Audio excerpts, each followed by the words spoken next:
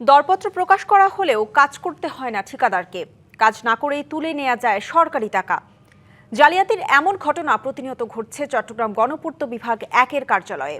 কাজ না করেই 17,12,000 টাকা নগদ বুঝিয়ে দিয়ে বাকি 2 লাখ টাকা ঠিকাদারকে নিয়ে যেতে বলেছেন গণপূর্তের উপবিভাগীয় প্রকৌশলী। কথোপকথনের সেই গোপন ভিডিও ফুটেজ এসেছে ডিবিসি নিউজের হাতে।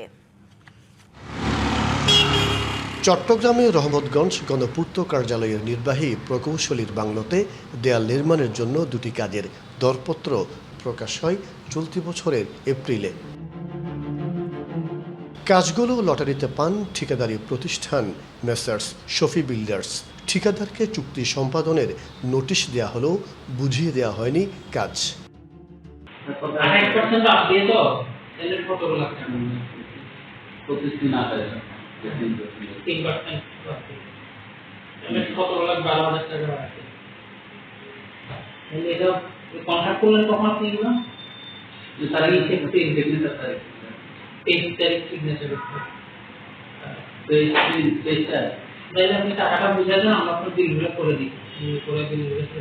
পরে উপবিভাগীয় প্রকৌশলী রিয়াদুন্নবী, সহকারী প্রকৌশলী ফরহান শাহরিয়ার, উপ সহকারী প্রকৌশলী শফিকুল ইসলাম কাজ পাওয়া ঠিকাদারকে গণপূর্ত অফিসে ডেকে নিয়ে এসে বলেন, কাজ করার দরকার নেই, কাজ হয়ে গেছে, বিলের টাকা তাদেরকে নগদ দিয়ে দিতে।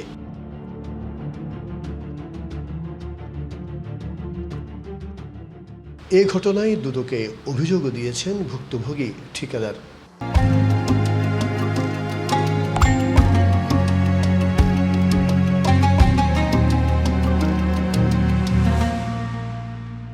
ওরা জোর করে প্রেশার ক্রিয়েট করে বলতেছে যে আপনি 17,12,000 টাকা জমা দিবেন আর 2 লাখ টাকা আমাদের থেকে নিয়ে নেবেন।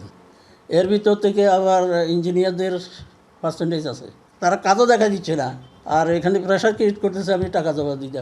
এদের পার্সোনাল কিছু ঠিকাদার থাকে, ওই ঠিকাদারের মাধ্যমে দেখা গেলো 10 লাখ টাকার কাজ এরা 2 লাখ টাকা দিয়ে কাজ শেষ করে বাকি টাকাটা নতুন কোনো ঠিকাদার যদি লটারিতে পায় নেগোসিয়েশন করে ওদেরকে 10% দিয়ে দিতে বাধ্য করাই দিয়ে ওদেরকে 10% নিতে, আর বাকি টাকাটা ওরা ভাগাভাগি করে নিয়ে নেয়।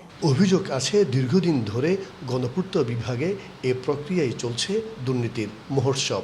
তবে বিষয়টি নিয়ে ক্যামেরার সামনে কথা বলতে রাজি নন সংশ্লিষ্ট কর্মকর্তারা। আপনি ক্যামেরাটা নামায় রাখেন, বন্ধ করে রাখেন, প্লাসলে অন্য রুমে রেখে আসেন, ক্যামেরায় কোনো কথা বলবো না। না, আপনি ক্যামেরা বাইরে নিয়ে যান প্লিজ। আমি কোনো স্যারের সাথে কথা বলবো না, আমি টাকা চাই নাই। আমি হলো ওনার কাছে, উনি শুধু কত টাকা বিল হবে এটার হিসাব হয়েছে। গেল অর্থ বছরও একই কায়দায় কাজ না করে সরকারি টাকা আত্মসাতের অভিযোগ উঠে গণপূর্ত 1-এর কর্মকর্তা, কর্মচারী ও ঠিকাদারি সিন্ডিকেটের বিরুদ্ধে। মাসুদুল হক, ডিবিসি নিউজ, চট্টগ্রাম।